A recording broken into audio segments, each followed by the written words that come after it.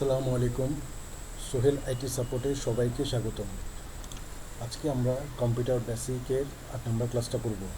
তো 8 নম্বর ক্লাসটা মূলত আমরা শিখব যে কিভাবে লেখাকে ফরম্যাট করতে হয়। তো ফরম্যাটটা মূলত লেখাকে সাজানো আর কি। হ্যাঁ, লেখাকে কালার করা, লেখার সাইজ বড় ছোট করা, লেখাকে বোল্ড করা, লেখা নিচে আন্ডারলাইন দেওয়া, এগুলি হচ্ছে ফরম্যাট করা। তো এটাই হচ্ছে ফরম্যাটের মাধ্যমে লেখাকে সাজানো। তো আমরা এটি করার জন্য বা এটি শেখার জন্য আমরা প্রথমে কী করতে পারি, এমএস ওয়ার্ড বা মাইক্রোসফট অফিস ওয়ার্ড প্রোগ্রামটা ওপেন করব। ওপেন করলে দেখবেন এখানে হোম ট্যাব আছে। হোম ট্যাবের নিচে একটু ডান পাশে দেখবেন ফন্ট নামে একটা অপশন আছে। সেই ফন্ট অপশনেই প্রয়োজনীয় ফরম্যাটের অপশনগুলো থাকে। এখান থেকে আপনি লেখাকে বড় ছোট, লেখাকে কালার করা, আন্ডারলাইন দেওয়া, এগুলো করতে পারবেন। তো আমি এগুলো আস্তে আস্তে আপনাদেরকে করে দেখাচ্ছি। তো আমি এখানে দেখেন, একটু নিচে দেখেন, আমি দুইটা প্যারাগ্রাফ তৈরি করছি। দুইটা প্যারাগ্রাফ তৈরি করছি এই কারণে যে আমি প্রথম প্যারাগ্রাফটাকে নর্মাল রাখবো আর সেকেন্ড প্যারাগ্রাফটাকে আমি একটু ফরম্যাট করবো, যাতে পার্থক্যটা বোঝা যায়। তো এখানে দেখেন, ধরেন আপনি কোনো একটা জায়গায় ইন্টারভিউ দিতে গেছেন, ওখানে আপনাকে বলা হলো যে এই প্যারাগ্রাফের যে হেডলাইনটা আছে সেই হেডলাইনটাকে আপনি লেখার সাইজ বড় করবেন, কালার করবেন, বোল্ড করবেন, আন্ডারলাইন দিবেন, এগুলো একটু আমাকে করে দেখান। তখন আপনি কী করবেন, সেই লেখাটাকে সিলেক্ট করবেন, হেডলাইনটাকে সিলেক্ট করবেন, করার পর ফন্ট অপশনে যাবেন, হোম ট্যাবের নিচে ফন্ট অপশনে যাবেন, যাওয়ার পর আপনি লেখার সাইজ বাড়ানোর জন্য আপনি দেখবেন এখানে ফন্ট সাইজ নামে একটা অপশন আছে। সেই ফন্ট সাইজে ক্লিক করবেন। অ্যারো চিহ্নতে ক্লিক করলে লেখার সাইজে একটা তালিকা দেখা যাবে। এখান থেকে আপনি যে লেখার সাইজটা আপনি আনতে চাচ্ছেন, মাউস নিয়ে জাস্ট সেই লেখার সাইজে ক্লিক করবেন। তাহলে আপনি যে লেখাটাকে সিলেক্ট করছেন সেই লেখাটা ওই সাইজে কনভার্ট হয়ে গেল। এভাবে আপনি লেখাকে বড় ছোটো করার জন্য ফন্ট সাইজে এসে করতে পারবেন। তারপর ধরেন আপনাকে বলা হয় যে লেখার স্টাইলটা একটু পরিবর্তন করেন, তখন আপনি এখানে দেখবেন লেখার ফন্ট সাইজের বাম পাশে একটা অপশন আছে যেটার নাম হচ্ছে ফন্ট। এই ফন্টের কাজ হচ্ছে লেখার স্টাইলকে পরিবর্তন করা। তাহলে আপনি মাউস নিয়ে ফন্টের এখানে যে একটা অ্যারো চিহ্ন আছে সেই অ্যারো চিহ্নতে ক্লিক করবেন। এখানে বিভিন্ন লেখা স্টাইলের একটা তালিকা আছে, আপনি দেখতে পাচ্ছেন। হ্যাঁ, এখানে আপনি যে কোনো একটা লেখা স্টাইলে ক্লিক করলে ওই লেখাটা ওই স্টাইলে কনভার্ট হবে, ঠিক আছে। তো এইভাবে অনেকগুলো লেখা স্টাইল আছে, আপনি একটা একটা ক্লিক করে দেখবেন কোন লেখা স্টাইলটা দেখতে কীরকম। তো আমি আপাতত এখান থেকে এরিয়া ব্যাকটাকে সিলেক্ট করলাম, লেখা স্টাইল চেঞ্জ হয়ে গেল। এরপর দেখেন আপনি যদি বলা হয় আপনি হেডলাইনের নিচে একটা আন্ডারলাইন নিয়ে আসেন, তাহলে আপনি সেই হেডলাইনটাকে সিলেক্ট করে এখানে দেখবেন ফন্ট অপশন ইউ নামে একটা অপশন আছে। ইউকে ক্লিক করলে লেখার নিচে একটা আন্ডারলাইন চলে আসছে।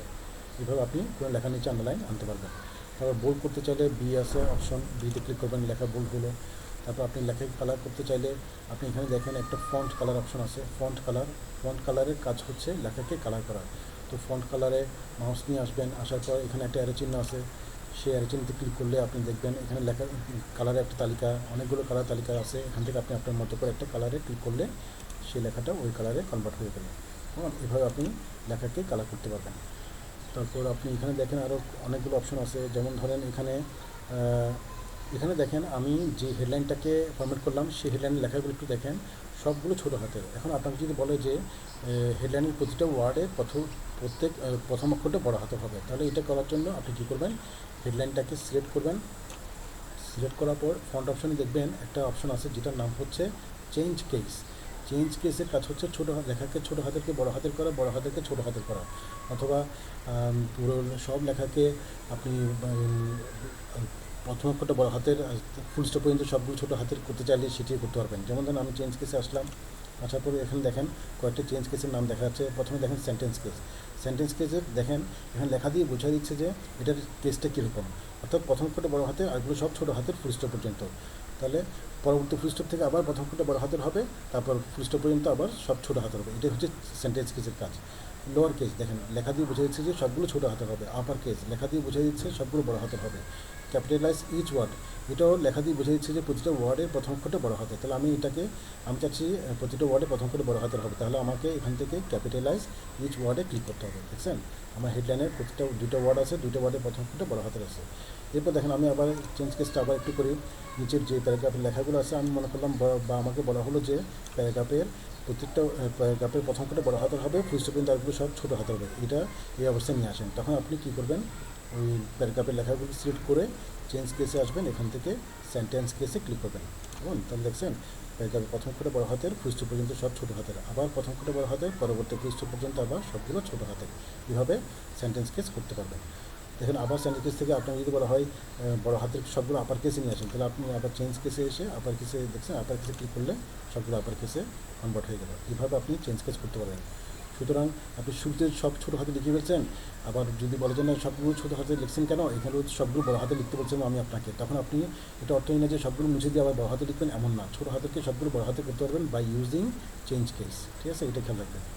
তারপর আমি আবার এটাকে আবার স্যান্ডউইচ কেসে নিয়ে আসলাম, তারপরে স্যান্ডউইচ কেসেই থাকে সবচেয়ে বেশি।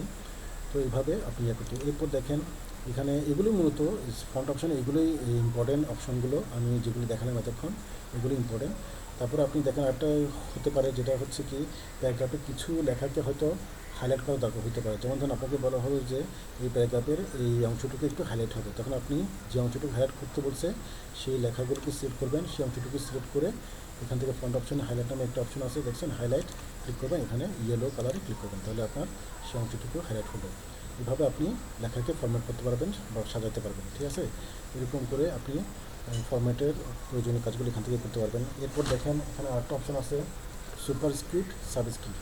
সুপারস্ক্রিপ্টের কাজ হচ্ছে নির্দিষ্ট কোনো অক্ষরকে আপনি উপরে উঠাতে চাইলে তখন সুপারস্ক্রিপ্টে ক্লিক করলে হবে। যেমন ধরুন আমি হেডলাইনের দায়ের টিটাকে একটু উপরে উঠাতে চাচ্ছি, একটু ডিজাইন আকার রাখতে চাচ্ছি উপরে, তাহলে আপনি টিটাকে সিলেক্ট করে এখান থেকে সুপারস্ক্রিপ্ট ক্লিক করলে দেখবেন টিটা উপরে উঠে গেল, অর্থাৎ একটা ডিজাইনে করা গেল। ঠিক সেরকম আপনি কাউয়ের ডাব্লিউটাকে একটু নিচে নামাতে চাইলে তখন আপনি সাবস্ক্রিপ্টে ক্লিক করবেন।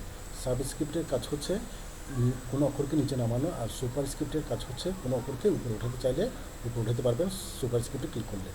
তাহলে আমি সাবস্ক্রিপ্ট ক্লিক করলাম, দেখছেন তাহলে এটা আগে কীরকম ডিজাইন ছিল, এখন একটু সুপারস্ক্রিপ্ট সার্চ করার পরে একটু অন্য ডিজাইনে দেখা যাচ্ছে। তো এইভাবে আপনি, এটা তেমন একটা ইউজ হয় না, তারপর আমি আপনাদেরকে এটা করে দেখালাম।